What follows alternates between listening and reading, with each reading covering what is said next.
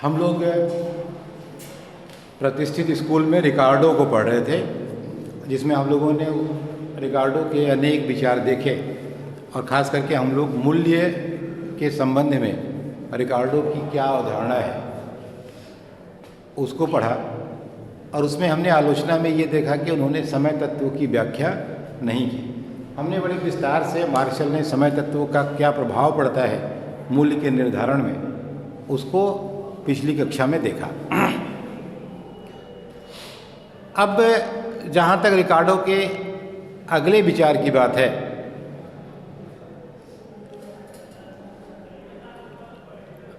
तो रिकार्डो द्वारा दिया गया वितरण का सिद्धांत। वितरण के सिद्धांत में आप देखें तो लगान, लाभ और ब्याज, रिकार्डो ने इन तीनों के बारे में अपने विचार व्यक्त किए, लेकिन सबसे अधिक पॉपुलर और सबसे अधिक जाना जाने वाला जो सिद्धांत है वो लगान का सिद्धांत है। आप अच्छे से जानते हैं कि उत्पादन में जितने साधन सहयोग करते हैं उनको उत्पादन में सहयोग करने के बदले जो भुगतान किया जाता है उसे ही हम उनका पुरस्कार कहते हैं और उसे क्रमशः लाभ, लगान और ब्याज कहते हैं। लाभ हम उद्यमी को प्रदान करते हैं, लगान हम भूमि को प्रदान करते हैं और ब्याज हम पूंजी को प्रदान करते हैं।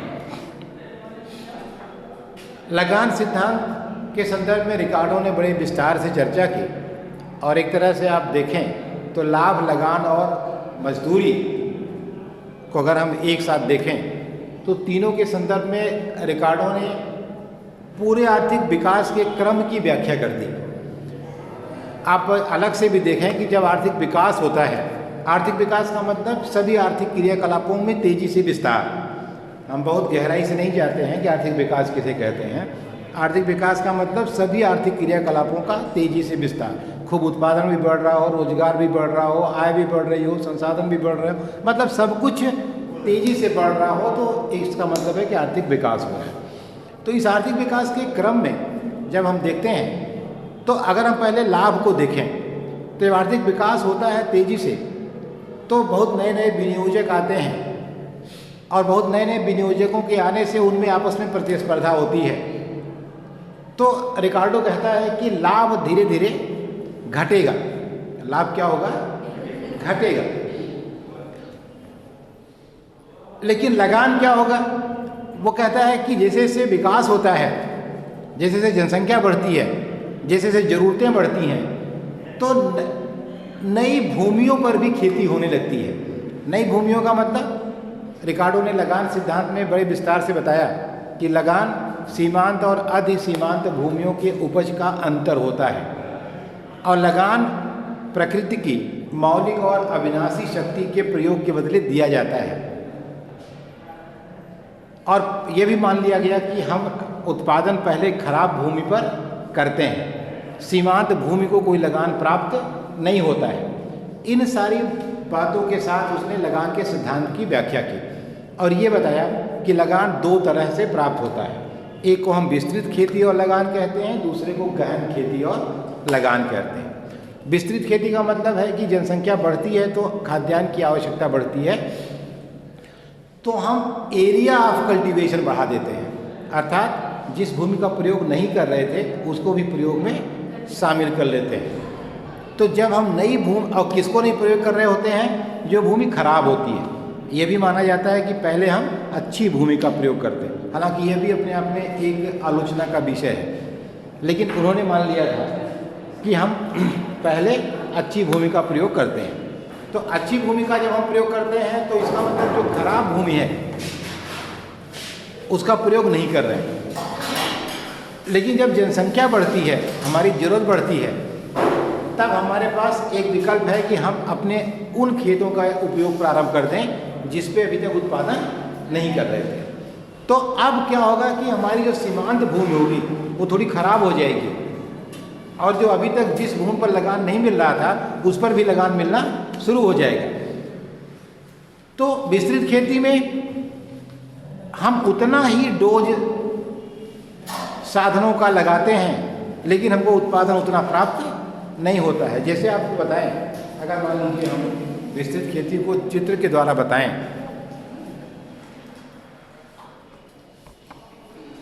तो आपकी समझ में ज़्यादा आएगा। दिख रहा है? कहाँ दिख रहा होगा? वहाँ दिख रहा है? तब क्या दिखेगा?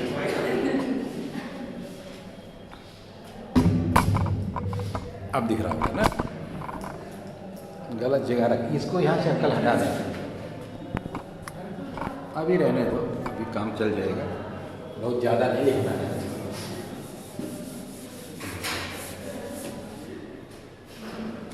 देखो ये आ रहा है ना, ये कह रहा है कि अगर मान लो ये एक भूमि का टुकड़ा है, ए लैंड है, पीस ऑफ लैंड है।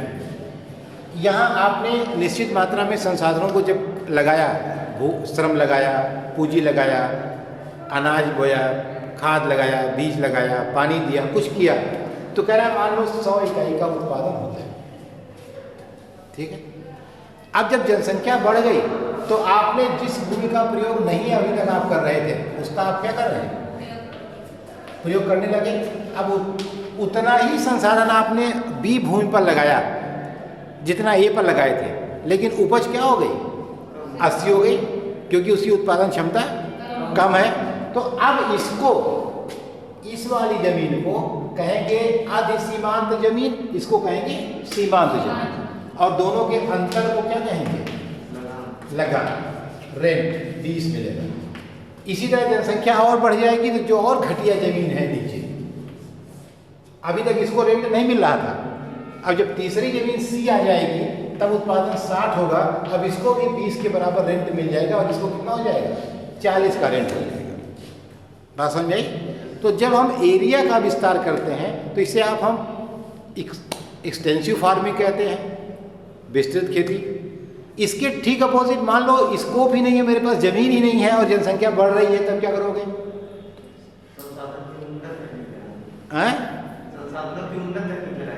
तब हम उसी जमीन में जिसमें एक निश्चित डोज दे रहे थे, तो ये जो ABC भूमि है ये क्या हो जाएगा?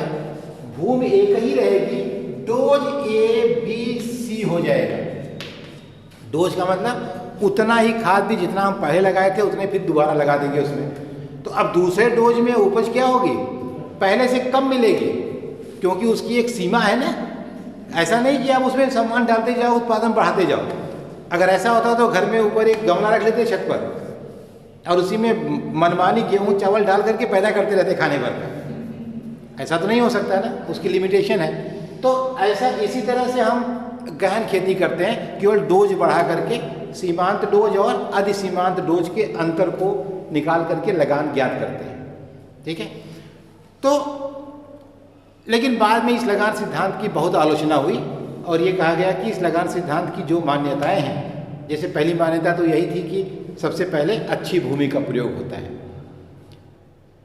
अभी तुम सबको मान लो किसी एक को हवाई जहाज में बैठाया जाए और एक जंगल में गिरा दिया जाए, ऐसा नहीं कि तुम मर जाओ, ऐसा गिरो कि सुरक्षित गिर जाओ। तो कॉमन सेंस की बात है, तुम सबसे पहले वहां खड़े होने के लिए कौन सी जगह ढूंढोगे? जहां खूब घास फूस होगी कि जहां साफ सुथरी होगी? कहाँ खड़े होगे भाई? तय कर लो आपस में।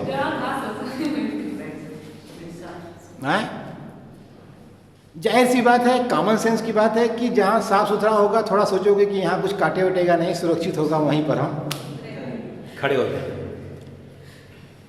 इसका मतलब सबसे पहले जो भूमि प्रयोग हुई वो कैसी हुई? साफ सुथरी हुई। और जंगल में साफ सुथरी जमीन वही होगी जो बंजर होगी।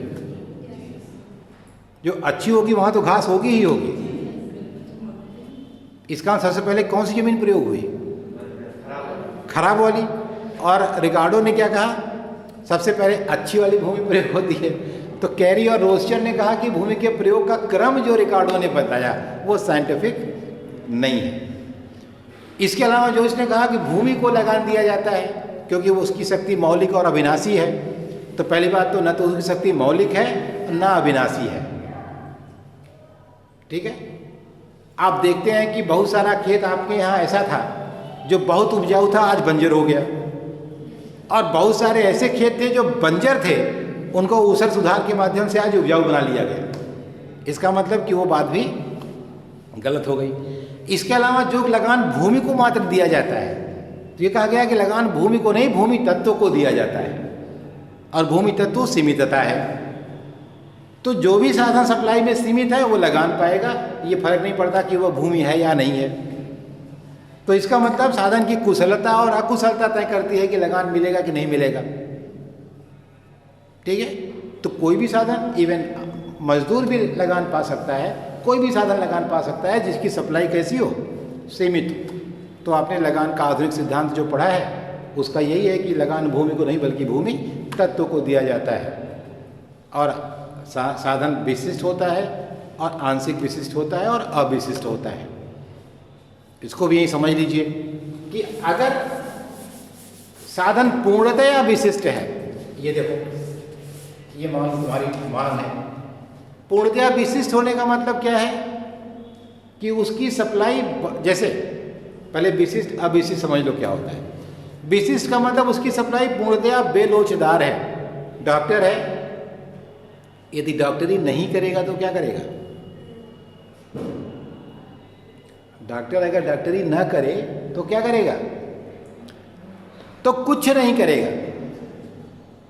इसका मतलब जब लगान निकालते हैं इस सिद्धांत के आधार पर, तो उसकी वर्तमान आय और उसकी ट्रांसफर इनकम, अगर यहाँ मान लो वो 100 रुपया डॉक्टरी में कमा रहा है और जैसे ही डॉक्टरी बंद करके कहीं और जाना चाहता है उसे शून्य प्राप्त होता है।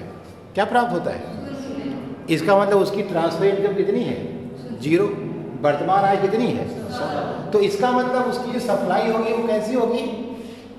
स्थिर है, सप्लाई उसकी कहीं भी जा नहीं सकती। तो जितना भी वह पा रहा है वर्तमान आय में, उसका पूरा पूरा लगान हो जाएगा। क्या हो जाएगा? तो अगर साधन पूर्णतया विशिष्ट है तो उसकी सारी आय लगान होती है। इसके ठीक अपोजिट अगर वो पूर्णतया अविशिष्ट है, अनस्किल्ड है, सप्लाई पूर्णतया लोचदार है, एक डंडा पकड़ा दिया गया है कि तुम इसको खड़े होकर के चाहे बैंक की चौकीदारी करो, चाहे घर के सामने खड़े हो जाओ, चाहे दुकान के सामने खड़े हो जाओ, हर जगह कितना पाओगे? 100 रुपया। कितना पाओगे? 100 रुपया। तो उसकी वर्तमान आय भी 100 रुपया और हस्तांतरणशील आय भी 100 रुपया। तो लगान कितना हो गया? 0 हो गया। इसका मतलब कैसा बनेगा? अब देखो ये मानो डिमांड है, अब ये सप्लाई होगी, परफेक्टली कैसी है? इलास्टिक। तो यहाँ लगान क्या हो जाएगा? 0, क्योंकि जितनी आय है उतना ही उसको बाहर मिल जा रहा है। तो 100 रुपये में कहीं खड़ा कर दो, डंडा लेकर खड़ा हो जाएगा, उसे कुछ विशेष योग्यता दिखाने की जरूरत नहीं। वहाँ भी रात भर जगना है, यहाँ भी रात भर जगना है, वहाँ भी किसी को देख करके कुछ नहीं बोलना है, यहाँ भी कुछ नहीं बोलना है, केवल खड़े रहना है। ठीक है। अब अगर आंशिक विशिष्ट है, मतलब थोड़ी विशिष्टता है, यानी सप्लाई न तो पूर्णतया लोचदार है न पूर्णतया बेलोचदार है, ये बीच में अगर है तब क्या होगा? देखो ये मांग हो गई और ये क्या है? सप्लाई। अब आप देखिए, ठीक, ये वर्तमान कीमत है जहां मांग और पूर्ति बराबर होते हैं। ओके, ये सप्लाई लाइन बता रही है कि यह जो मिनिमम है इससे कम में तो कहीं काम ही नहीं करेगा, कम से कम इतना उसको चाहिए ही चाहिए। ठीक है, तो इसका मतलब ये हो गया उसका ट्रांसफर इनकम है, ये पूरी इनकम है, इतना बाहर पाएगा तो ये क्या हो जाएगा? रेंट। तो विशिष्टता जितनी बढ़ती जाएगी, यानी जितना इधर जाएगा इसके पास आएगा यहाँ तक, तो ऐसे ऐसे जाएगा तो ये बढ़ता चला जाएगा। अगर इधर जाता है, मान लो इधर इसके पास जाता है, तब ये बढ़ता चला जाएगा। देखा ना? तो अगर इसकी विशिष्टता बढ़ती जाती है तो रेंट बढ़ता जाएगा, अगर अविशिष्टता बढ़ती जाती है तो इसकी ट्रांसफर इनकम बढ़ती जाएगी। ठीक है, तो यहाँ ये रेंट हो गया, ये ट्रांसफर अर्निंग हो गई। तो साधन कैसा है?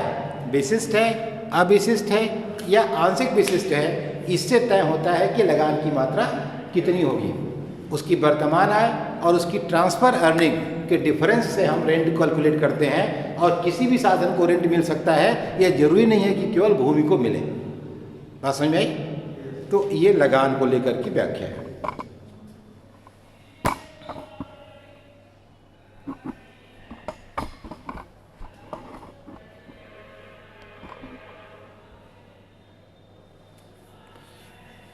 इसके अलावा मजदूरी के कोई संदर्भ में उसका ये मानना था कि मजदूरी में एक मजदूरी का सिद्धांत जो है कि वो कहता है कि जो जीवन निर्वाह मजदूरी की दर है वो हमेशा स्थिर रहती है, अर्थात मजदूरी में वृद्धि नहीं होती है। उसके पीछे कारण यह है कि महंगाई बढ़ती रहती है और वो बढ़ी हुई महंगाई मजदूरी को क्या करती है, बराबर कर देती है। तो उसने कहा लगान समय के साथ साथ बढ़ेगा, मजदूरी स्थिर रहेगी और लाभ घटेगा। तो जो आर्थिक विकास का सिद्धांत उसका है वो तीनों के बारे में किस रूप में व्याख्या करता है कि लाभ उसका समय के साथ साथ घटेगा, मजदूरी स्थिर रहेगी, वो इसलिए क्योंकि महंगाई बढ़ती रहती है तो वो जीवन निर्वाह स्तर पर बनी रहती है। जीवन निर्वाह स्तर मजदूरी की वह दर होती है जो किसी भी वर्ग को उससे अपनी जाति को बिना किसी परिवर्तन को बनाए रखने के लिए आवश्यक है, यानी न बढ़े न घटे, जितनी है उतनी बनी रहे। तो उतनी आय जिसके लिए जरूरत होती है that is known as subsistence amount, जीवन निर्वाह मात्रा जिसको आप कहते हैं। ठीक है, तो अब इसको अगर आप देखें तो उसने एक चित्र बना करके भी दिखाया था कि कैसे हम एक साथ बना सकते हैं। ये उसका उल्टा है, कोई बात नहीं। तो अगर ये हम टाइम के साथ देखें इसको तो ये मजदूरी समय के साथ कैसे होती है, स्थिर रहती है। ठीक है, लगान क्या होता है, बढ़ता रहता है, और लाभ क्या होता है, घटता है। ठीक है,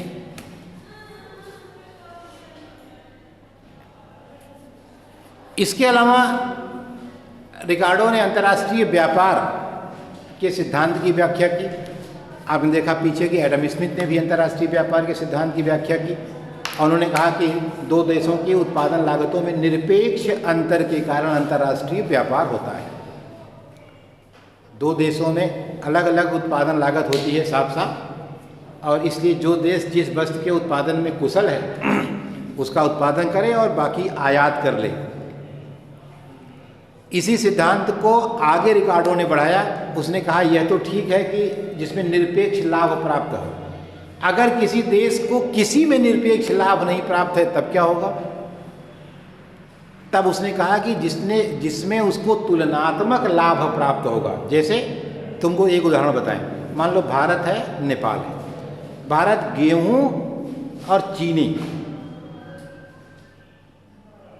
दोनों सस्ता उत्पन्न करता है। नेपाल गेहूं भी महंगा उत्पन्न करता है, चीनी भी महंगा उत्पन्न करता है। बात समझ आ गई। अब सवाल है क्या नेपाल दोनों न उत्पन्न करे। ये मुद्दा फंसा ना कि जब दोनों भारत सस्ता उत्पन्न कर रहा है तो नेपाल न उत्पन्न करे। लेकिन अगर मान लो कि भारत 10 घंटे का श्रम लगाता है, नेपाल भी 10 घंटे का श्रम लगाता है। ये मान लो चीनी है और ये मान लो गेहूं है। अब अगर 10 घंटे का श्रम लगा करके ये मान लो 10 किलो चीनी पैदा करता है और ये मान लो 10 किलो गेहूं पैदा करता है। ठीक है, ये मान लो 6 किलो चीनी पैदा करता है और 8 किलो गेहूं पैदा करता है। इसका मतलब कि दोनों में ही अकुशल है। चीनी भी कम पैदा करता है और गेहूं भी कम पैदा करता है। तो एडम स्मिथ के सिद्धांत के अनुसार तो फिर वो किसका उत्पादन करे, क्योंकि उसे किसी में एब्सोल्यूट एडवांटेज है ही नहीं। तो रिकार्डो ने कहा कि जिसमें उसे कम नुकसान है, दोनों में उसको नुकसान है या दोनों में अकुशल है, लेकिन जिसमें कम अकुशल है या जिसमें अपेक्षाकृत ज्यादा कुशल है तो क्या करे, ये गेहूं का उत्पादन करे और भारत किसका उत्पादन करे, चीनी का उत्पादन करे। इसलिए कहा तुलनात्मक लागत का सिद्धांत। ठीक है, कंपैरेटिव एडवांटेज थियरी, तुलनात्मक लाभ का सिद्धांत, जिसमें उसको लाभ तुलनात्मक रूप से ज्यादा हो। लाभ तो किसी में नहीं है, पक्का है, लेकिन तुलनात्मक रूप से इसमें लाभ बहुत कम है और इसमें कुछ तो ज़्यादा ही है। तो कहता है कि जिसमें तुलनात्मक लाभ ज़्यादा है उसमें वह स्पेशलाइज करे, और ऐसा करने पर अगर वो बाकी चीज़ें एक्सचेंज से प्राप्त करते हैं तो अंतर्राष्ट्रीय व्यापार उनके लिए फायदेमंद होगा। तो ये तुलनात्मक लाभ का सिद्धांत की व्याख्या करके उसने अंतर्राष्ट्रीय व्यापार की एक बड़ी समस्या का समाधान किया कि जब किसी में कोई योग्यता नहीं होगी तब वो क्या करेगा, या निरपेक्ष लागतों में अंतर नहीं होगा तो फिर अंतर्राष्ट्रीय व्यापार कैसे होगा। ठीक है। इसके अलावा बैंकिंग पर उसके विचार, देखो वो पत्र मुद्रा के चलन का पक्षपाती था। वास्तव में आप जानते थे कि पहले सोने चांदी के सिक्के चला करते थे, लेकिन वो मानता था कि इससे वास्तविक संपत्ति का नुकसान होता है, सोना चांदी घिसता है, असली संपत्ति का नुकसान होता है, इसलिए उसकी जगह पत्र मुद्रा जारी की जानी चाहिए, उससे क्रय विक्रय का कार्य या विनिमय का कार्य लिया जाना चाहिए पत्र मुद्रा के। लेकिन वह इस बात का समर्थक था कि जितनी आप पत्र मुद्रा निर्गमित कर रहे हैं उतना सोना चांदी आपको अपने बैंक में रखना चाहिए। ऐसा करने से महंगाई नियंत्रण में रहती है। ठीक है। अर्थात वो इसके पक्ष में नहीं था कि मनमानी नोट छाप दीजिए, चाहे पैसा रहे चाहे ना रहे, क्योंकि जब आप मनमानी पैसा छाप देते हैं और आपके पास उसके पीछे धरोहर नहीं होती है, उसके पीछे सिक्योरिटी नहीं होती है, तो फिर अर्थव्यवस्था आपकी अनियंत्रित हो जाती है, फिर आप में महंगाई चरम पर हो जाती है। ठीक है। तो इसलिए वह ये मानता था, और पत्र मुद्रा परिवर्तनीय होनी चाहिए, अर्थात आराम से इससे कन्वर्ट हो जाना चाहिए।